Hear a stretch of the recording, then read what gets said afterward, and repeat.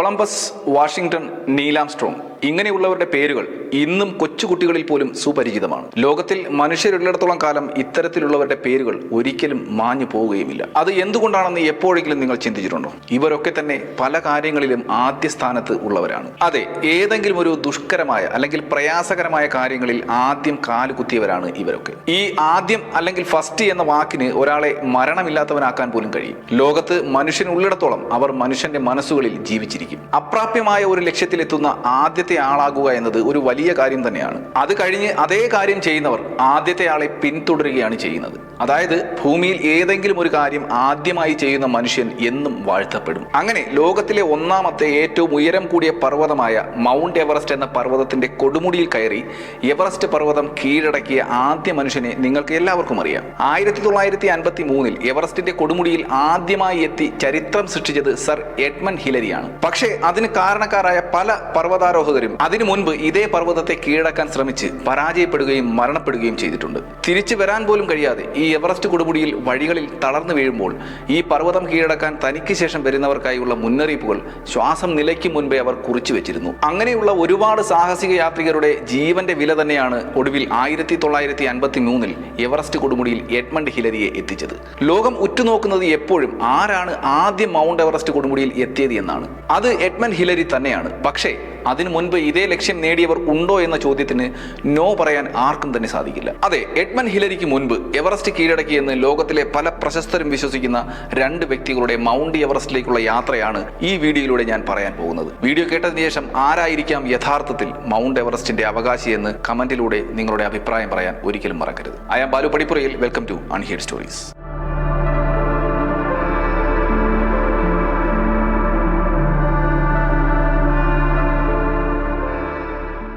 ലോകത്തിലെ ഏറ്റവും പ്രശസ്തമായതും മനോഹരമായതുമായ ഭൂപ്രകൃതിയാണ് മൗണ്ട് എവറസ്റ്റിലുള്ളത്. സമുദ്രനിരപ്പിൽ നിന്നും ഏകദേശം 9 കിലോമീറ്റർ ഉയരത്തിലാണ് മൗണ്ട് എവറസ്റ്റ് സ്ഥിതി ചെയ്യുന്നത്. 300 കിലോമീറ്ററിലധികം ദൂരെ നിന്ന് നോക്കിയാലും നഗ്നനേത്രങ്ങൾ കൊണ്ട് തന്നെ മൗണ്ട് എവറസ്റ്റ് നമുക്ക് കാണാൻ സാധിക്കും. 1953 എവറസ്റ്റ് കൊടുമുടിയിൽ ആദ്യമായി എത്തിയ വ്യക്തി സർ എഡ്മണ്ട് ഹിലരി ആണെന്ന് എല്ലാവർക്കും അറിയാവുന്ന ഒരു വസ്തുതയാണ്. ആരും ഇന്നത്തെ കാലത്ത് ഈ അവകാശവാദത്തെ ചോദ്യം ചെയ്യാൻ മുതിരുകയുമില്ല.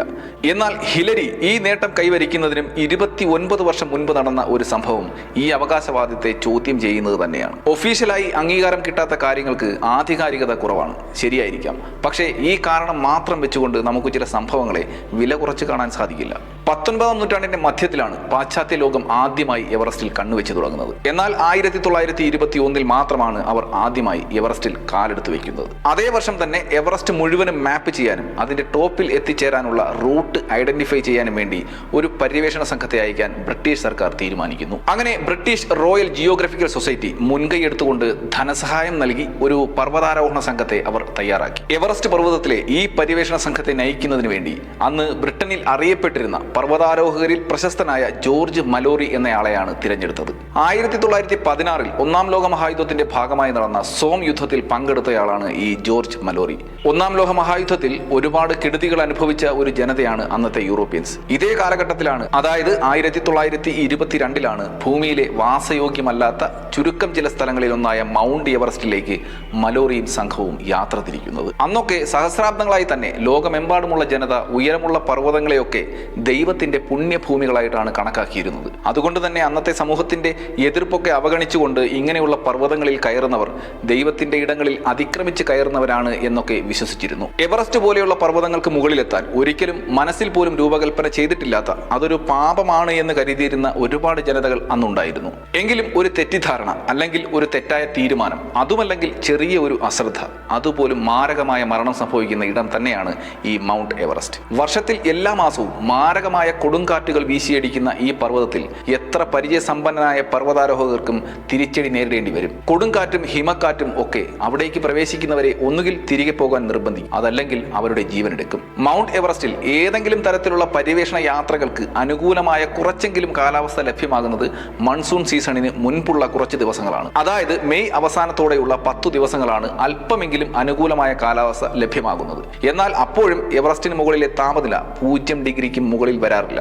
മാത്രമല്ല മഞ്ഞ് വീഴ്ച അപ്രതീക്ഷിതമായി ഉണ്ടാവുകയും ചെയ്യും. ഈ സമയങ്ങളിലും രാത്രിയിൽ ഉണ്ടാകുന്ന മഞ്ഞുവീഴ്ചയും യാത്രയെ തടസ്സപ്പെടുത്തും. മെയ് മാസങ്ങളിലെ പകൽ സമയത്തെ സൂര്യരശ്മിയിൽ അൾട്രാവയലറ്റ് രശ്മികൾ വളരെ ശക്തമാണ്. അതിന്റെ ചൂടും വലിയ ഒരു വെല്ലുവിളി ഉയർത്തുന്നത് തന്നെയാണ്. മാത്രമല്ല, ശക്തമായ സൂര്യരശ്മികൾ മഞ്ഞിൽ തട്ടി പ്രതിഫലിക്കുന്നത് കാരണം കണ്ണുകൾക്ക് താൽക്കാലികമായ അന്ധത അഥവാ സ്നോ ബ്ലൈൻഡ്നസ് ബാധിക്കാൻ വളരെ കൂടുതൽ സാധ്യതയുണ്ട്. കണ്ണ് കാണാൻ പറ്റുമ്പോൾ തന്നെ ഈ പർവ്വതത്തിൽ കയറുക എന്നത് വളരെ അപകടം നിറഞ്ഞതാണ്. അപ്പോൾ കയറി പകുതി വഴിയിൽ വെച്ച് ഇങ്ങനെ കണ്ണിന്റെ കാഴ്ച നഷ്ടമായാലുള്ള അവസ്ഥ എന്താണെന്ന് നമുക്ക് ചിന്തിക്കാവുന്നതേ ഉള്ളൂ. മെയ് മാസങ്ങളിലെ അനുകൂലമായ സാഹചര്യങ്ങളിൽ പോലും വളരെ പെട്ടെന്ന് കാലാവസ്ഥാ വ്യതിയാനം സംഭവിക്കാം. മുകൾ ഭാഗം കണ്ടുകൊണ്ട് തന്നെ ഒരു മലഞ്ചെരിവ് കയറാൻ ശ്രമിക്കുമ്പോൾ പെട്ടെന്നുണ്ടാകുന്ന ഹിമപാതത്തിൽ ഈ കയറുന്ന ടീം മുഴുവനും അപകടത്തിൽപ്പെടാനും ജീവൻ വരെ നഷ്ടപ്പെടാനും സാധ്യതയുണ്ട്. ഇതൊന്നും കൂടാതെ മറ്റൊരു വലിയ അപകടവും ഈ പർവ്വതം കീഴടക്കാൻ ശ്രമിക്കുന്നവർക്ക് വേണ്ടി കാത്തിരിക്കുന്നുണ്ട്. അത് മൗണ്ട് എവറസ്റ്റിലെ ഓക്സിജന്റെ കുറവാണ്.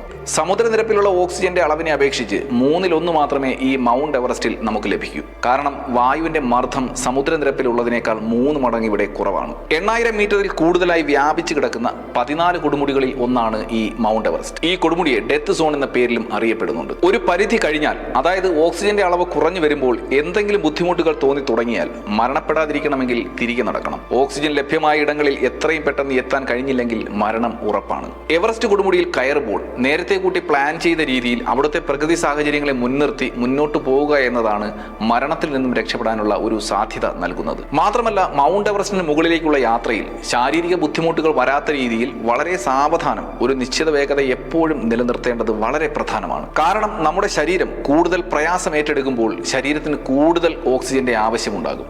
മുകളിലേക്ക് പോകുമ്പോൾ ഓക്സിജന്റെ ലഭ്യത ഇല്ലാത്തതുകൊണ്ട് അത് അപകടം വരുത്തിവെക്കും. കൊടുമുടിയിലേക്ക് കയറുമ്പോൾ ഓരോ ചുവടും വെച്ച ശേഷം ശ്വാസമെടുത്ത് റിലാക്സ് ആയി വേണം അടുത്ത ചുവട് വെക്കാൻ.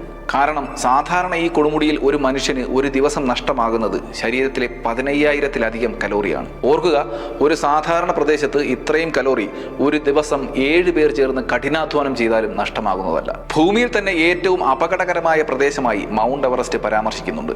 അങ്ങനെയുള്ള ഒരു കൊടുമുടിയിലേക്കാണ് ഒരു മുൻധാരണയുമില്ലാതെ 102 വർഷങ്ങൾക്ക് മുൻപ്, അതായത് 1922 മെയ് 19 ജോർജ് മല്ലോറി അടങ്ങുന്ന സംഘം ഇറങ്ങിത്തിരിക്കുന്നത്. ജോർജ് മല്ലോറി നയിക്കുന്ന ഈ സംഘത്തിലെ മറ്റുള്ളവർ ആരൊക്കെയെന്ന് നമുക്ക് നോക്കാം. Howard Somervell, Edward Norton, Henry Morshead, George Finch, Geoffrey Bruce എന്നിവരാണ് ഈ ടീമിൽ ഉള്ളത്. ഇവരൊക്കെ തന്നെ മുൻ ബ്രിട്ടീഷ് സൈനികരായിരുന്നു. സാധാരണയിൽ കൂടുതൽ ശാരീരിക ക്ഷമതയുള്ളവരും പർവ്വതാരോഹണത്തിൽ കഴിവ് തെളിയിച്ചവരുമാണ്. 1922 മെയ് 19 എവറസ്റ്റ് കൊടുമുടിയിലെത്താനുള്ള ആദ്യ ഔദ്യോഗിക ശ്രമത്തിൽ മല്ലോറി സംഘവും യാത്ര തിരിക്കുന്നു. കുത്തനെയുള്ള പാറകളും ഐസ് പാളികളും ഒക്കെ തരണം ചെയ്ത് അവർ 3 ദിവസം കൊണ്ട് പർവ്വതത്തിന്റെ നോർത്ത് ഭാഗം ട്രാക്ക് ചെയ്തുകൊണ്ട് 8225 മീറ്റർ ഉയരത്തിൽ എത്തിച്ചേർന്നു.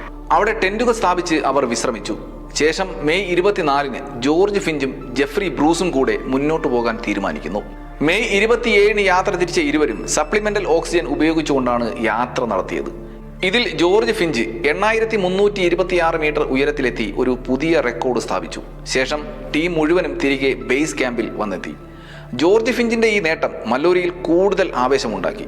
തനിക്ക് ചരിത്രം കുറിക്കാനുള്ള ഒരു അവസരമാണിതെന്ന് തിരിച്ചറിഞ്ഞ അദ്ദേഹം ഉടനെ തന്നെ മൗണ്ട് എവറസ്റ്റിന് മുകളിലെത്തി ചരിത്രം സൃഷ്ടിക്കാൻ തീരുമാനിക്കുന്നു. 1-2 ദിവസത്തിനകം യാത്ര തുടങ്ങാൻ കൂടെയുള്ളവരോട് അദ്ദേഹം പറഞ്ഞു. പക്ഷേ അപ്പോഴേക്കും മറ്റുള്ളവരൊക്കെ ആകെ ക്ഷീണിതരായിരുന്നു. അതുകൊണ്ട് തന്നെ ഇപ്പോൾ തന്നെ ഒരു ശ്രമം നടത്താൻ ഒരു താല്പര്യവും തങ്ങൾക്കില്ല എന്ന് അവർ പറഞ്ഞു. പക്ഷേ എവറസ്റ്റിനോടുള്ള മല്ലോറിയുടെ ആകർഷണം ഒരു അഭിനിവേശമായി മാറാൻ തുടങ്ങിയിരുന്നു. ഈ അഭിനിവേശം കാരണം അദ്ദേഹം ജൂൺ 3 മൗണ്ട് എവറസ്റ്റ് കീഴടക്കാൻ തിടുക്കത്തിൽ ഒരു തീരുമാനമെടുത്തു. ഒരുപക്ഷെ മറ്റാരെങ്കിലും തനിക്ക് മുൻപ് ഈ ലക്ഷ്യം നേടുമെന്ന് അദ്ദേഹം കരുതിയിരിക്കാം. ഏതായാലും ഇത് എവറസ്റ്റ് ആണ്. പെട്ടെന്നൊരു നിമിഷത്തിൽ തിടുക്കത്തിൽ ഒരു തീരുമാനമെടുത്ത് പോകാൻ പറ്റുന്ന സ്ഥലമല്ല എവറസ്റ്റ്. ഏതായാലും അവർ പോകാൻ തന്നെ തീരുമാനിച്ചു. ഇത്തവണ അവരുടെ ഗ്രൂപ്പിനൊപ്പം 14 പോർട്ടർമാർ കൂടെ ഉണ്ടായിരുന്നു. പോർട്ടർമാർ എന്ന് വെച്ചാൽ ആവശ്യ സാധനങ്ങൾ ചുമന്നുകൊണ്ട് കൂടെ സഹായിക്കാൻ പോകുന്നവരാണ്. അങ്ങനെ എല്ലാ ഉപകരണങ്ങളും ഒക്കെയായി സംഘം യാത്ര തിരിച്ചു. വളരെ സാവധാനം മുന്നോട്ട് നീങ്ങുകയാണ് ഈ സംഘം. പെട്ടെന്ന് കാലാവസ്ഥ മാറി. അവർക്കിടയിലേക്ക് ശക്തമായ മഞ്ഞ് വീഴ്ച തുടങ്ങി. പരസ്പരം കാണാൻ പോലും പറ്റാത്ത അവസ്ഥ. ഈ മഞ്ഞ് വീഴ്ചയ്ക്കൊപ്പം തന്നെ അവലാഞ്ച് അഥവാ ഹിമപാതം ഉണ്ടായി. അവലാഞ്ച് എന്ന് വെച്ചാൽ വൻ തോതിലുള്ള മഞ്ഞിടിച്ചിലാണ്. വളരെ അപകടം വരുത്തിവെക്കുന്ന ഒരു പ്രതിഭാസമാണ് ഈ അവലാഞ്ച്. ഈ അവലാഞ്ചിൽ അന്ന് മല്ലോറിയുടെ സംഘത്തിലെ 7 പോർട്ടർമാർ അകപ്പെട്ടു. ജീവനോടെ കുഴിച്ചു മൂടുന്നതിന് തുല്യമാണ് ഇങ്ങനെയുള്ള മഞ്ഞിടിച്ചിലിൽ പെട്ടുപോകുന്ന മനുഷ്യരുടെ അവസ്ഥ. മഞ്ഞിനടിയിൽ പെട്ടുപോകുന്നവർക്ക് ശ്വാസമൊക്കെ കിട്ടും, പക്ഷേ അനങ്ങാൻ പോലും കഴിയാതെ പതിയെ ദിവസങ്ങളെടുത്താകും അവർ മരണപ്പെടുക. ശരിക്കും ഏറ്റവും ഭയാനകമായ ഒരു അന്ത്യം തന്നെയാകും അവർക്കുണ്ടാകുന്നത്. ഇവിടെ 7 പേരാണ് മഞ്ഞിനടിയിൽ ഇപ്പോൾ ഉള്ളത്. വളരെ വലിയ തോതിലുള്ള മഞ്ഞാണ് ഇവരെ വന്ന് മൂടിയിരിക്കുന്നത്. ബാക്കിയുള്ളവർ അവരാൽ കഴിയുന്ന വിധം തിരച്ചിലുകൾ ഒക്കെ നടത്തിയെങ്കിലും അവരെ കണ്ടെത്താൻ സാധിച്ചില്ല. മാത്രമല്ല, കാലാവസ്ഥ കൂടുതൽ വഷളായിക്കൊണ്ടിരുന്നതോടെ കൂടുതൽ ജീവഹാനി ഉണ്ടാതിരിക്കാൻ അവർ തിരികെ ബേസ് ക്യാമ്പിലേക്ക് യാത്ര തിരിച്ചു. ബേസ് ക്യാമ്പിൽ തിരികെ വന്നവരെല്ലാം ഈ അപകടത്തിന്റെ പൂർണ്ണ ഉത്തരവാദി മല്ലോരി ആണെന്ന് ആരോപിച്ചു. അതും ശരിയാണ്. അദ്ദേഹത്തിന്റെ ആവേശം കൊണ്ടുള്ള തീരുമാനമാണ് ഇത്ര വലിയ അപകടമുണ്ടാക്കാൻ കാരണമായത്. ഇത് മറ്റു പർവ്വതങ്ങളെ പോലെയല്ല, മൗണ്ട് എവറസ്റ്റ് ആണ്. അതിന്റെ കാലാവസ്ഥാ വ്യതിയാനം മനസ്സിലാക്കി മുൻ ധാരണയോടെ മാത്രമേ സമീപിക്കാൻ പാടുള്ളൂ. അല്ലെങ്കിൽ അപ്രതീക്ഷിതവും ക്രൂരവുമായ ഒരു മരണം നിങ്ങളെ തേടിയെത്തുമെന്നൊരു സന്ദേശം ഈ സംഭവത്തിൽ നിന്നും മല്ലോരി മനസ്സിലാക്കി. 1922 നടത്തിയ ഈ ശ്രമത്തിന്റെ പരാജയത്തിന്റെ കാരണം താനാണെന്നും ആവേശത്തിൽ ഒരു തീരുമാനമെടുത്തതാണ് തനിക്ക് പറ്റിയ തെറ്റെന്നും അദ്ദേഹം മനസ്സിലാക്കി. ഈ സംഭവത്തിന് ശേഷം അദ്ദേഹത്തിന് വീണ്ടും മൗണ്ട് എവറസ്റ്റ് കീഴടക്കാനുള്ള അവസരം കിട്ടിയത് 2 വർഷങ്ങൾക്ക് ശേഷമാണ്. 1924 മെയ് മാസം ബ്രിട്ടീഷ് പരിവേഷണ സംഘം ഹിമാലയത്തിലേക്ക് വീണ്ടും എത്തുന്നു. മല്ലോരി, ബ്രൂസ് നോട്ടൺ, സോമർവില്ല എന്നിവർ മുൻ ദൗത്യത്തിൽ, അതായത് 1922 നടത്തിയ ദൗത്യത്തിൽ ഉണ്ടായിരുന്നവർ തന്നെയാണ്. കൂടാതെ പുതിയതായി ഉണ്ടായിരുന്നത് നോയൽ ഓഡൽ, സാൻഡ് ഇർവിൻ എന്നീ വ്യക്തികളായിരുന്നു. ഈ ശ്രമം തുടങ്ങുമ്പോഴേക്കും മല്ലോരിക്ക് 37 വയസ്സ് പിന്നിട്ടിരുന്നു.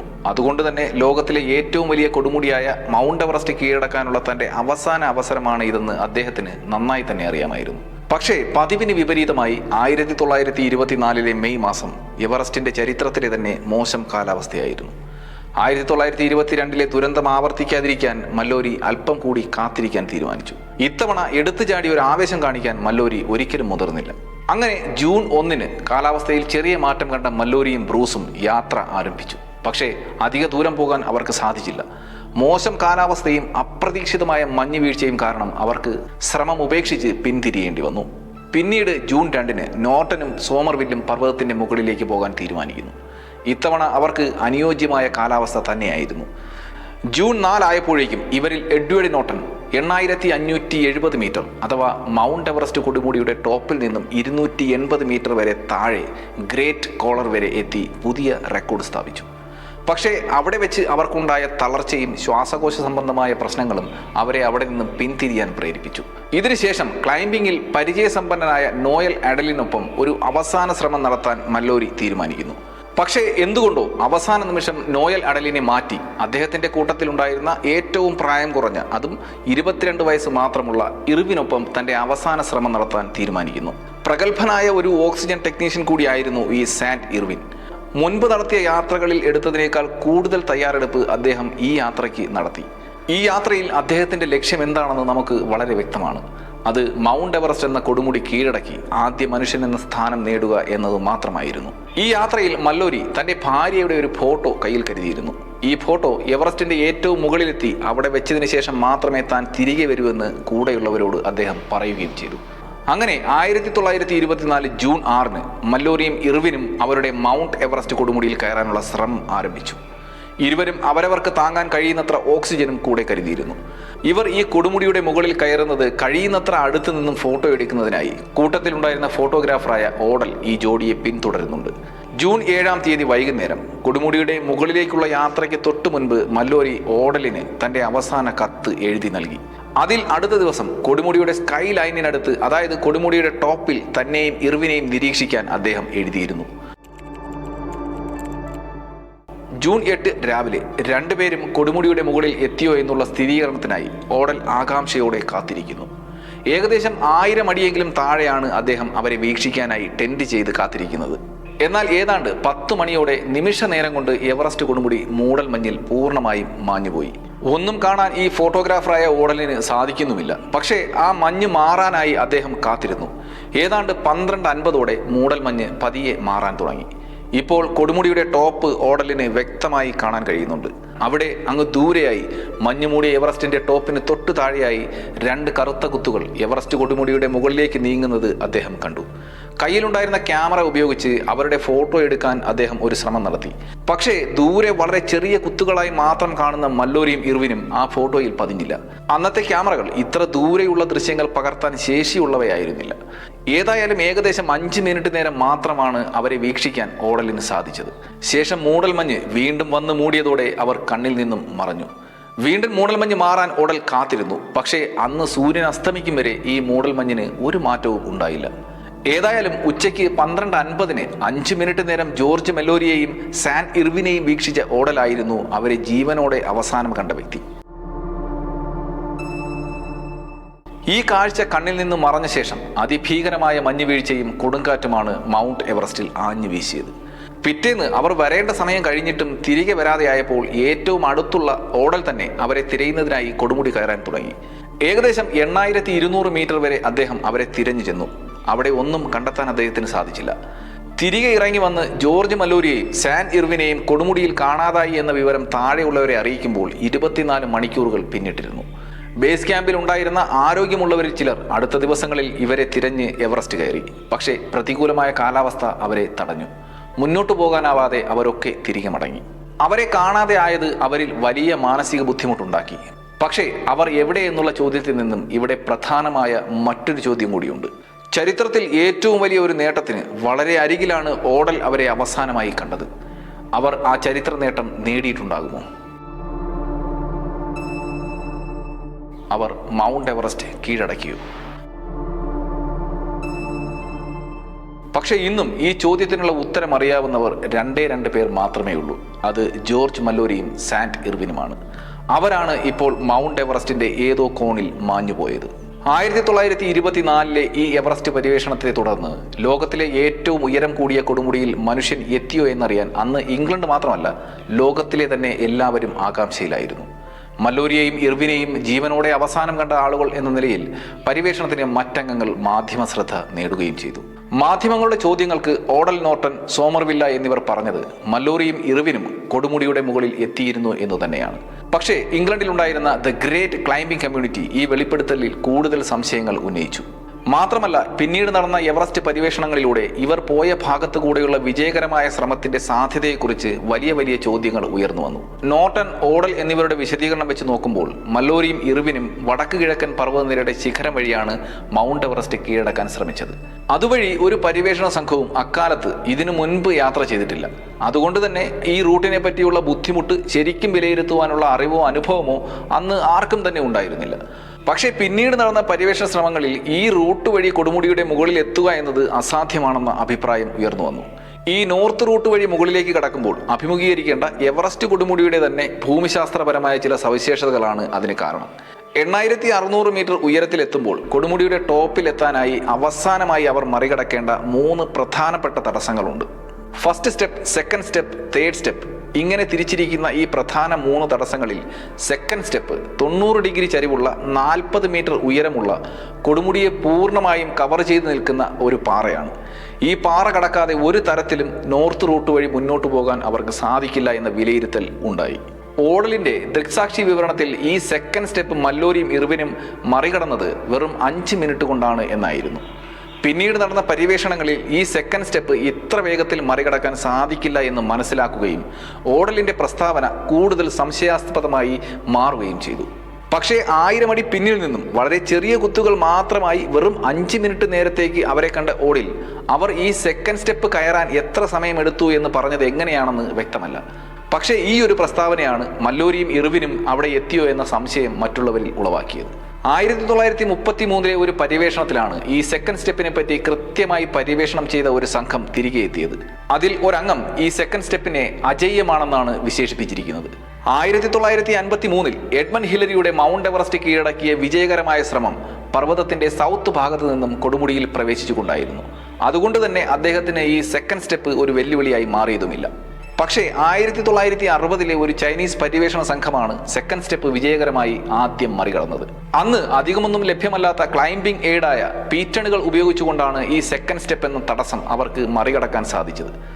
അന്നത്തെ ആധുനികകരമായ മികച്ച ഉപകരണങ്ങൾ ഉപയോഗിച്ചുകൊണ്ട് ഈ ഭാഗം മറികടക്കാൻ അവർക്ക് 5 മണിക്കൂറുകളാണ് വേണ്ടി വന്നത്. ഭാവിയിൽ നടക്കേണ്ട പര്യവേഷണങ്ങൾക്കായി ഈ സെക്കൻഡ് സ്റ്റെപ്പിനെ മറികടക്കാൻ അവർ അവിടെ ഒരു റോപ്പ് കൊണ്ടുള്ള ഏണി സ്ഥാപിക്കുകയും ചെയ്തു. സെക്കൻഡ് സ്റ്റെപ്പിന്റെ പ്രകൃതിപരമായ ഈ തടസ്സം 1924 മെല്ലോരിക്കോ ഇർവിനോ അനായാസം മറികടക്കാൻ കഴിയുമോ എന്നതിനെക്കുറിച്ചുള്ള ഗുരുതരമായ സംശയം ഇതോടെ ഉയർന്നു വന്നു. ഇതേ ചോദ്യം ഇന്നും പല പർവ്വതാരോഹകരും ഉയർത്തുന്നുമുണ്ട്. ഈ ആധുനിക കാലത്ത് പോലും ഈ സെക്കൻഡ് സ്റ്റെപ്പ് മറികടക്കാൻ പുതിയ സാങ്കേതിക വിദ്യകളാണ് ഉപയോഗിക്കുന്നത്. അങ്ങനെ നോക്കുമ്പോൾ ഒന്നിലധികം ഓക്സിജൻ സിലിണ്ടറുമായി ആരുടെയും സഹായമില്ലാതെ ഈ സെക്കൻഡ് സ്റ്റെപ്പ് 5 മിനിറ്റ് കൊണ്ട് മറികടക്കാൻ മല്ലോറിക്ക് കഴിഞ്ഞുവെങ്കിൽ പർവ്വതാരോഹണ ചരിത്രത്തിലെ ഏറ്റവും സാധ്യതയില്ലാത്ത അത്ഭുതങ്ങളിൽ ഒന്നായി വേണം അതിനെ കണക്കാക്കാൻ. ഇക്കാരണത്താലൊക്കെ തന്നെ 2 പേരും ഈ സെക്കൻഡ് സ്റ്റെപ്പ് മറികടക്കുന്നതല്ല ഓടൽ കണ്ടതെന്നും മറിച്ച് താരതമ്യേന എളുപ്പമുള്ള ഫസ്റ്റ് സ്റ്റെപ്പ് മറികടക്കുന്നതാകാം ഓടൽ കണ്ടതെന്നും ചിലർ അനുമാനിക്കുന്നു. എങ്കിലും സെക്കൻഡ് സ്റ്റെപ്പ് ആണെങ്കിൽ കൂടുതൽ സമയമെടുത്ത് മാത്രമേ അത് മറികടക്കാൻ അവർക്ക് സാധിക്കൂ. ഓടൽ അവരെ കണ്ട സമയം വെച്ച് നോക്കുകയാണെങ്കിൽ അവർ കൊടുമുടിയിലേക്കുള്ള ദൂരത്തിൽ നിന്നും 4 മണിക്കൂർ പിന്നിലായിരുന്നു. അങ്ങനെ നോക്കിയാൽ സൂര്യാസ്തമയത്തോടെ കൊടുമുടിയിലെത്താൻ അവർക്ക് മതിയായ സമയം ലഭിക്കില്ലായിരുന്നു. ഒരുപക്ഷെ മല്ലോരിയും ഇർവിനും നേരം ഇരുട്ടിയിട്ടും മുകളിലോട്ട് കയറുന്നത് തുടരുകയാണെങ്കിൽ പോലും അവർ കൊണ്ടുപോയ ഓക്സിജന്റെ അളവ് വെച്ച് നോക്കിയാൽ ലക്ഷ്യസ്ഥാനത്ത് എത്തുന്നതിന് മുൻപ് അത് തീർന്നു പോകാനുള്ള സാധ്യതയും ഉണ്ട്. ഇവർ ഇരുവരും മൗണ്ട് എവറസ്റ്റിന്റെ ടോപ്പിൽ എത്തിയിട്ടില്ല എന്നുള്ളതിന് മറ്റൊരു കാരണം കൂടി ചൂണ്ടിക്കാണിക്കുന്നുണ്ട്. അന്നത്തെ, അതായത് ജൂൺ 8-ന് പര്യവേഷണ ദിവസത്തിൽ ബേസ് ക്യാമ്പിൽ ശേഖരിച്ച കാലാവസ്ഥാ വിവരണങ്ങളായിരുന്നു അത്. വളരെ പ്രതികൂലമായ കാലാവസ്ഥയായിരുന്നു അന്ന്. അന്നത്തെ കൊടുമുടിയിലെ വായുമർദ്ദം വളരെ കുറവായിരുന്നു എന്ന് മാത്രമല്ല, മഞ്ഞുവീഴ്ച പ്രതീക്ഷിക്കുന്നതിലും അധികമായിരുന്നു. മാത്രമല്ല, ആഞ്ഞു വീശിയ കൊടുങ്കാറ്റിനെ ഇവർക്ക് എങ്ങനെ പ്രതിരോധിച്ച് മുന്നോട്ട് പോകാൻ കഴിഞ്ഞു എന്നതും ഒരു ചോദ്യമായി ഉയർന്നു വന്നു. ജൂൺ 8-ലെ ഈ കൊടുങ്കാറ്റിൽ അനുഭവിച്ചേക്കാവുന്ന സാഹചര്യവും കാലാവസ്ഥയിലെ ഈ പെട്ടെന്നുള്ള വ്യതിയാനവും മല്ലോരിയെയും ഇർവിനെയും പർവ്വതത്തിൽ കുടുങ്ങിപ്പോകുന്നതിന് ഇടയാക്കിയിരിക്കാം. എന്നാലും തൽക്കാലം അവർ എവിടെയാണെന്നതിനെക്കുറിച്ച് ഒരറിവും ഇല്ലാതെ, അവരെ കണ്ടെത്താതെ അവരുടെ മരണത്തിന്റെ കാരണം ഒരിക്കലും നിർണ്ണയിക്കാൻ സാധിക്കുകയില്ല. വർഷങ്ങൾ കടന്നുപോയി. മല്ലോരിയും ഇർവിനും പോയ വഴികളിൽ വീണ്ടും ഒരുപാട് പര്യവേഷണ സംഘങ്ങൾ കടന്നു ചെന്നു. അതിലൂടെ എവറസ്റ്റിന്റെ ചതിക്കുഴികളിൽ പെട്ടുപോയ ഈ 2 പർവ്വതാരോഹകരുടെയും ചില സൂചനകൾ ഉയർന്നു വരാൻ തുടങ്ങി. അങ്ങനെ 1933-ൽ എവറസ്റ്റിന്റെ മുകളിലെത്താൻ ശ്രമം നടത്തിയ ഒരു സംഘത്തിന് ഫസ്റ്റ് സ്റ്റെപ്പിന്റെ അരികിൽ നിന്നും ഒരു ഐസ് പിക്കർ ലഭിക്കുന്നു. അത് പിന്നീട് ഇർവിൻ്റേതാണെന്ന് തെളിയിക്കപ്പെട്ടു. ഈ ഐസ് പിക്കർ കിട്ടിയതോടെ എവറസ്റ്റ് കൊടുമുടിക്ക് സമീപത്തുള്ള അതിശൈത്യം കാരണം അപകടം സംഭവിച്ച ഇരുവരുടെയും ശരീരം അധികം ദൂരെ ആയിരിക്കില്ല എന്ന് ഗവേഷകർ വിലയിരുത്തി. മൗണ്ട് എവറസ്റ്റിന് മുകളിൽ വെച്ച് മരണപ്പെടുന്നവരുടെ മൃതദേഹങ്ങൾ ഒരിക്കലും ജീർണിക്കുകയില്ല. എത്ര കാലം വരെയും തണുത്തുറഞ്ഞ നിലയിൽ ശരീരം അവിടെ സുരക്ഷിതമായി തന്നെ ഉണ്ടാകും. പക്ഷേ കണ്ടെത്തുക എന്നത് ബുദ്ധിമുട്ടായ കാര്യം തന്നെയാണ്. വീണ്ടും വർഷങ്ങൾ കടന്നുപോയി. 1975-ൽ ചൈനീസ് പർവ്വതാരോഹകനായ വാങ് ഹോങ് ബാവോ 8100 മീറ്റർ ഉയരത്തിൽ ഒരു മൃതദേഹം കണ്ടതായി റിപ്പോർട്ട് ചെയ്തു. ഈ മൃതദേഹത്തിൽ ഉണ്ടായിരുന്ന വസ്ത്രം പഴയ ബ്രിട്ടീഷ് പര്യവേഷകർ ഉപയോഗിക്കുന്ന തരത്തിലുള്ളതാണെന്നും അദ്ദേഹം റിപ്പോർട്ട് ചെയ്തു. അങ്ങനെ 24 വർഷങ്ങൾക്ക് ശേഷം ഒരു തിരച്ചിൽ സംഘം ഈ ചൈനീസ് പര്യവേഷകൻ പറഞ്ഞ ഇടത്തേക്ക് യാത്ര തിരിക്കുന്നു. ആ ചൈനീസ് പര്യവേഷകൻ നൽകിയ റിപ്പോർട്ട് വളരെ ശരിയായിരുന്നു. മുൻപ് ഐസ് പിക്കർ കിട്ടിയ ഇടത്തു നിന്നും 300 മീറ്റർ താഴെയായി മഞ്ഞു മൂടിയ നിലയിൽ ജോർജ് മലോറിയുടെ മൃതദേഹം കണ്ടെത്തി. കാലിന് ഒടിവ് സംഭവിച്ചിരുന്നു. കൂടാതെ തലയോട്ടിയിൽ മുറിവേറ്റതിൻ്റെയും അരയിൽ കയർ ഉരഞ്ഞ് ചതഞ്ഞതിൻ്റെയും അടയാളങ്ങൾ ഉണ്ടായിരുന്നു. മല്ലോരിയും ഇർവിനും ഒരുമിച്ച് കയറാൻ ശ്രമിക്കുമ്പോൾ അവരിൽ ഒരാൾ വീഴുകയും കട്ട് ചെയ്ത് ഇരുവരെയും വേർപെടുത്തുകയും ചെയ്തതിൻ്റെ തെളിവായി ഈ മുറിവടയാളങ്ങൾ സൂചിപ്പിച്ചു. വളരെ ഉയരത്തിൽ നിന്നും വീണതായുള്ള അടയാളങ്ങളോ ഒടിവുകളോ മല്ലോരിയുടെ ശരീരത്തിൽ ഉണ്ടായിരുന്നില്ല. ഈ ഐസ് പിക്കർ കിടന്നിടത്ത് നിന്നും തെന്നി താഴേക്ക് വരികയും ചെറിയ ചരിവിലൂടെ ഉരുണ്ട് കൂടുതൽ താഴേക്ക് വീണതാകാനാണ് സാധ്യതയെന്ന് ബോഡി കിടക്കുന്ന സ്ഥലം പരിശോധിച്ച ഗവേഷകർക്ക് തോന്നി. സംഭവ സ്ഥലത്ത് നിന്നും നിരവധി വസ്തുക്കൾ കണ്ടെടുത്തു. ഇതൊക്കെ അവർ ലക്ഷ്യം നേടി തിരികെ വരുമ്പോൾ ആണോ അപകടം ഉണ്ടായത് എന്ന സംശയം ഉളവാക്കി. മഞ്ഞിൽ വെയിൽ വീഴുമ്പോൾ കണ്ണിനെ ബാധിക്കാതിരിക്കാൻ ഉപയോഗിക്കുന്ന അദ്ദേഹത്തിന്റെ ക്ലൈംബിംഗ് ഗോഗിളുകൾ പോക്കറ്റിൽ തന്നെ സൂക്ഷിച്ചിരുന്നതായി കണ്ടെത്തി. ഇത് അദ്ദേഹം കാഴ്ച കുറഞ്ഞ അഥവാ മൂടൽ മഞ്ഞുള്ളപ്പോഴും യാത്ര തുടർന്നു എന്നതിന് തെളിവായിരുന്നു. അതായത് മഞ്ഞുവീഴ്ചയെയും കൊടുങ്കാറ്റിനെയും വകവയ്ക്കാതെയാണ് അവർ ഇരുവരും മുന്നോട്ട് പോയത്. മലോരിയുടെ പോക്കറ്റുകളിൽ ഒന്നിൽ 5 ഓക്സിജൻ സിലിണ്ടറുടെ ഒരു ലിസ്റ്റ് ഉണ്ടായിരുന്നു. അദ്ദേഹത്തിന്റെ യാത്രയെ ഇതിനു മുൻപ് വിശകലനം ചെയ്ത പർവ്വതാരോഹകർ കണക്ക് കൂട്ടിയതിലും ഒരു സിലിണ്ടർ അധികം അദ്ദേഹം കൊണ്ടുവന്നതിന് അത് തെളിവായിരുന്നു. ഇതേ തിരച്ചിൽ സംഘം തന്നെ ഈ അധിക സിലിണ്ടറും കണ്ടെടുത്തു. ഈ സിലിണ്ടർ കിടന്ന സ്ഥലമാണ് മല്ലോരിയും ഇർവിനും എത്തിച്ചേർന്ന ഏറ്റവും ഉയർന്ന സ്ഥിരീകരിച്ച പോയിന്റായി ഔദ്യോഗികമായി രേഖപ്പെടുത്തിയത്.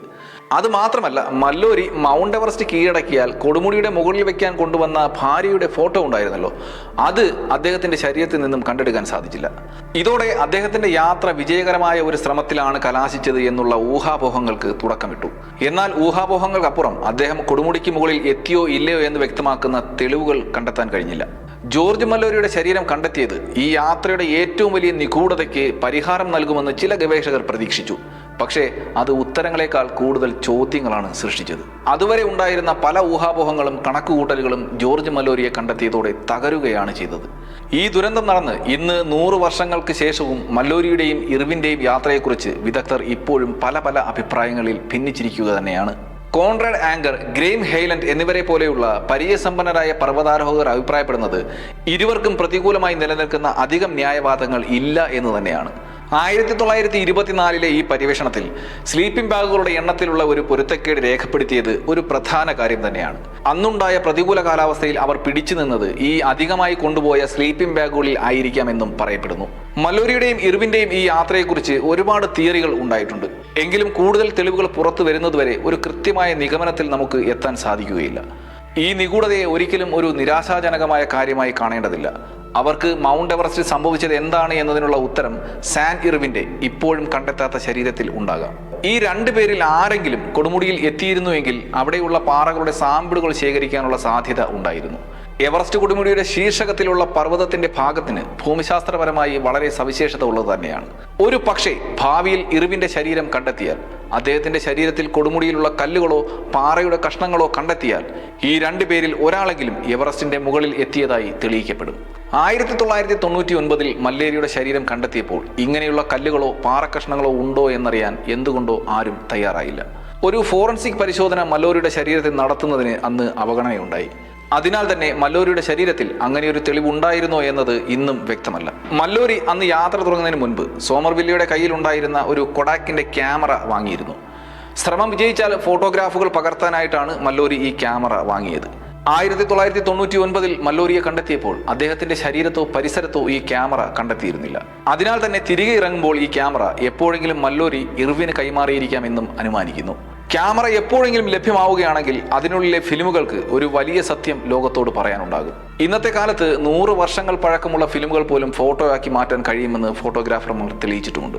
പക്ഷേ എല്ലായിടത്തും ഉള്ളതുപോലെയുള്ള ഒരു കാലാവസ്ഥയല്ല മൗണ്ട് എവറസ്റ്റിൽ ഉള്ളത്. അതുകൊണ്ട് തന്നെ തിരികെ കിട്ടിയാലും അത് ഫോട്ടോയാക്കി മാറ്റാൻ കഴിയുമോ എന്നത് ആ ഫോട്ടോ ലഭിക്കുന്നത് വരെ കാത്തിരുന്ന് കാണേണ്ടി വരും. എന്തായാലും ഈ ക്യാമറ ലഭിക്കണമെങ്കിൽ ഗവേഷകർക്ക് മഞ്ഞിൽ ഉറഞ്ഞിരിക്കുന്ന ഇർവിന്റെ ശരീരം കണ്ടെത്തേണ്ടി വരും. 1960 ചൈനീസ് പരിവേഷണ സംഘത്തിലെ ഷൂജിങ് എന്നയാൾ ഫസ്റ്റ് സ്റ്റെപ്പിന് സമീപം ഒരു മൃതദേഹം കിടക്കുന്നത് കണ്ടതായി അവകാശപ്പെട്ടു. ഇത് അന്ന് ഗവേഷകരിൽ ഒരുപാട് ആവേശം നിറച്ചു. എന്നാൽ പിന്നീട് ഈ പ്രദേശത്ത് നടത്തിയ തിരച്ചിലിൽ ഒന്നും തന്നെ കണ്ടെത്താൻ സാധിച്ചില്ല. മൗണ്ട് എവറസ്റ്റ് ആദ്യം കീഴടക്കിയത് ആര് എന്ന ചോദ്യത്തിനുള്ള ഉത്തരം മൗണ്ട് എവറസ്റ്റിൽ തന്നെയാണുള്ളത്. ഇർവിനെ കണ്ടെത്തുന്നതുവരെ കുറച്ച് സിദ്ധാന്തങ്ങൾ മാത്രമേ അവശേഷിക്കുന്നുള്ളൂ. ഈ യാത്രയ്ക്ക് അനുകൂലമായും പ്രതികൂലമായും നിരവധി വാദങ്ങളുണ്ട്. എന്നാൽ അവയിൽ മിക്കതും ശരിയോ തെറ്റോ എന്നത് ഇർവിൻ എന്നയാളെ കണ്ടെത്തുന്നതിനെ ആശ്രയിച്ചിരിക്കുന്നു. ജോർജ് മലോറി തന്റെ മുന്നിലുള്ള ചരിത്ര നേട്ടത്തോട് അടുത്തു നിൽക്കുമ്പോൾ അവിടെ നിന്നും പിന്തിരിയാനുള്ള തീരുമാനം എടുക്കുമോ എന്നത് ഒരു വലിയ ചോദ്യം തന്നെയാണ്. മല്ലോരിക്ക് ഭാര്യയും കുട്ടികളുമൊക്കെ ഉണ്ടായിരുന്നു. 1924 ഈ പര്യവേഷണത്തിന് ശേഷം അദ്ദേഹത്തിന് ഒരു എഴുത്തുകാരനാകാനുള്ള ആഗ്രഹമുണ്ടെന്ന് പറഞ്ഞിരുന്നു. തൻ്റെ ജീവിതം വലിച്ചെറിയാനോ തൻ്റെ കൂടെയുള്ള യുവാവിൻ്റെ ജീവൻ അപകടത്തിലാക്കാനോ അയാൾക്ക് തീർച്ചയായും കഴിയില്ല. എന്നിരുന്നാലും എവറസ്റ്റ് കൊടുമുടിയുടെ ആകർഷണം ആളുകളിൽ വിചിത്രമായ സ്വാധീനം ചെലുത്തും. എവറസ്റ്റിനെ കീഴടക്കാൻ ശ്രമിക്കുന്ന പല പർവ്വതാരോഹകരും കൊടുമുടി ജ്വരം എന്നറിയപ്പെടുന്ന ഒരു മനഃശാസ്ത്രപരമായ പ്രതിഭാസം റിപ്പോർട്ട് ചെയ്തിട്ടുണ്ട്. ഇതുമൂലം അവിടെ അവർ ഒരു ലഹരിയിൽ എന്ന പോലെ മുന്നോട്ട് പോകുന്നു. അങ്ങനെ ഒന്നുകിൽ കൊടുമുടിയിൽ എത്താനോ അല്ലെങ്കിൽ അതിന് ശ്രമിച്ച് മരിക്കാനോ അവർ നിർബന്ധിതരാകുന്നു. 1-ാം ലോക മഹായുദ്ധത്തിന്റെ ഭീകരതയ്ക്കും ആഘാതപരമായ സംഭവങ്ങൾക്കും സാക്ഷ്യം വഹിച്ച ജോർജ് മലോരിക്ക് മരണം എന്നതൊരു അപരിചിതമായ സംഭവമൊന്നുമായിരുന്നില്ല. കൊല്ലും കൊലയും നിർബാധം തുടർന്ന യുദ്ധത്തിൽ അതിജീവിച്ച പല സൈനികരും കുറ്റബോധത്തോടെ തന്നെയാണ് ജീവിതം മുന്നോട്ട് നയിച്ചത്. അതിൽ ഒരാൾ തന്നെയായിരുന്നു നമ്മുടെ മലോറിയും. ഓക്സിജൻ ക്ഷാമമുള്ള സാഹചര്യങ്ങളിൽ സാമാന്യബുദ്ധി ഒരിക്കലും വർക്കാവുകയില്ല. ഈ യാത്രക്കിടയിൽ അദ്ദേഹത്തിന്റെ ഒരു തെറ്റായ തീരുമാനമാകും ജീവൻ എടുത്തത് എന്ന് നമുക്ക് കരുതാം. ഇന്നുവരെ എല്ലാ സീസണുകളിലും കൂടി 13 വയസ്സുകാരൻ മുതൽ 80 വയസ്സുകാരൻ വരെ, അന്ധനും അംഗവൈകല്യമുള്ളവരും ഉൾപ്പെടെ 4000-ലധികം ആളുകൾ എവറസ്റ്റിന് മുകളിൽ കയറിയിട്ടുണ്ട്. മാത്രമല്ല ഇന്ന് ബേസ് ക്യാമ്പിൽ നിന്ന് നീളുന്ന ഒരു റോപ്പ് കൊടുമുടി വരെ നീണ്ടു കിടക്കുന്നുണ്ട്. ഇത് പിന്തുടർന്ന് പർവ്വതാരോഹകർക്ക് ഇന്ന് വളരെ എളുപ്പത്തിൽ കൊടുമുടിയിലെത്താൻ സാധിക്കും. നല്ല ആരോഗ്യവും പൈസയും കയ്യിലുണ്ടെങ്കിൽ ആഴ്ചകൾ കൊണ്ട് ഏതൊരാൾക്കും കൊടുമുടിയിൽ എത്തുക എന്നത് ഇന്ന് വളരെ എളുപ്പമായി മാറിയിരിക്കുന്നു. ഒരു കാലത്ത് മനുഷ്യ പരിവേഷണത്തിലെ ഏറ്റവും വിസ്മയിപ്പിക്കുന്ന നേട്ടമായി കണക്കാക്കപ്പെട്ടിരുന്ന എവറസ്റ്റ് എന്ന കൊടുമുടി ഇപ്പോൾ ഒരു ഹോട്ടൽ പാർട്ടിയിൽ വീമ്പിളക്കാനുള്ള ഒരു ചെറിയ നേട്ടമായി തരം താഴ്ത്തപ്പെട്ടു. എവറസ്റ്റ് പോലെ നിഗൂഢമായ ഒരു സ്ഥലം പോലും വാണിജ്യവൽക്കരിക്കപ്പെടുന്നത് ഒരു നിരാശയോടെയാണ് ഇന്നും ലോകം നോക്കിക്കാണുന്നത്. ഇന്ന് എവറസ്റ്റ് കൊടുമുടിയിൽ മനുഷ്യൻ കാലുകുത്താത്ത ഇടം ഇല്ലെന്ന് വേണം കരുതാൻ. നിലവിൽ എവറസ്റ്റിൽ നിറഞ്ഞു നിൽക്കുന്ന ഒരു നിഗൂഢത മാത്രമേ ബാക്കിയുള്ളൂ. അത് പക്ഷേ ഈ പർവ്വതങ്ങളിലെ നിഗൂഢതകളിലല്ല. മല്ലൂരിക്കും ഇർവിനും എന്താണ് സംഭവിച്ചെന്ന നിഗൂഢത മാത്രമാണ് ഇന്ന് മൗണ്ട് എവറസ്റ്റ് ഒളിപ്പിച്ചു വെച്ചിരിക്കുന്നത്. പക്ഷേ ഈ കഥ വായിക്കുകയോ കേൾക്കുകയോ ചെയ്ത എനിക്കോ നിങ്ങൾക്കോ ഈ മല്ലൂരിയും ഇർവിനും ഒരിക്കലും തോൽക്കാൻ ആഗ്രഹിക്കുന്നവരായിരിക്കില്ല. മനുഷ്യൻ നിർമ്മിക്കുന്ന ചരിത്രങ്ങളിൽ പലതും ആദ്യത്തേത് മാത്രം ഓർത്തുവെക്കുന്നു എന്നത് ലജ്ജാകരം തന്നെയാണ്. കാരണം മല്ലൂരിയും ഇർവിനും മൗണ്ട് എവറസ്റ്റിന്റെ മുകളിൽ എത്തിയാലും ഇല്ലെങ്കിലും മറ്റ് നിരവധി ശ്രദ്ധേയമായ സംഭവങ്ങളിൽ ആളുകൾ വഴിതെറ്റിപ്പോയതുപോലെ ആയിരുന്നില്ല അവർ. മനുഷ്യന്റെ ഒരു ചരിത്ര നേട്ടത്തിന്റെ നേരെയുള്ള മുന്നേറ്റത്തിൽ രക്ഷാപ്രവർത്തനത്തിന് യാതൊരു പ്രതീക്ഷയുമില്ലാതെ മേഘങ്ങളിൽ കുടുങ്ങിപ്പോയ ഒരാൾ തങ്ങളുടെ അവസാന നിമിഷങ്ങൾ എങ്ങനെയാണ് ചെലവഴിക്കുന്നത് എന്ന് ആലോചിക്കാൻ നമുക്ക് കഴിയുമോ? ആ നിമിഷങ്ങളിൽ അവർക്ക് എത്രമാത്രം ഒറ്റപ്പെടൽ അനുഭവപ്പെടുമെന്ന് നിങ്ങൾക്ക് ഊഹിക്കാൻ കഴിയുമോ? എന്നാൽ ഒരർത്ഥത്തിൽ ഇങ്ങനെ ചരിത്രയാത്രകൾക്ക് മുന്നിട്ടിറങ്ങുന്നവർ ഒരിക്കലും തനിച്ചല്ല. ചരിത്രം സൃഷ്ടിക്കാനുള്ള കുതിപ്പിൽ മനുഷ്യരാശി മുഴുവൻ അവർക്കൊപ്പമുണ്ട്. മല്ലൂരി ഈ യാത്ര പുറപ്പെടുന്നതിന് മുൻപ് 1923 ന്യൂയോർക്ക് ടൈംസിനായിട്ടുള്ള ഒരു അഭിമുഖത്തിൽ നിങ്ങൾ ആഗ്രഹിക്കുന്ന എല്ലാ ചോദ്യങ്ങൾക്കും ഉത്തരം ലഭിക്കും എന്ന് ജോർജ് മല്ലൂരി വളരെ സ്പഷ്ടമായി ഒരു പുഞ്ചിരിയോടെ പറഞ്ഞിരുന്നു. എന്തുകൊണ്ടാണ് എവറസ്റ്റ് കയറാൻ ആഗ്രഹിക്കുന്നത് എന്ന് ചോദിച്ചപ്പോൾ പർവ്വതാരോഹണത്തിലെ ഏറ്റവും പ്രശസ്തമായ 3 വാക്കുകൾ ഉപയോഗിച്ചാണ് അദ്ദേഹം അതിന് പ്രതികരിച്ചത്. Because it's there. കാരണം അത് അവിടെ തന്നെയുണ്ട്. വീഡിയോ ഇഷ്ടപ്പെട്ടുവെങ്കിൽ ലൈക്ക് ചെയ്യാനും ചാനൽ സബ്സ്ക്രൈബ് ചെയ്യാനും മറക്കരുത്. അടുത്ത വീഡിയോയിൽ കാണും വരെ ഗുഡ് ബൈ.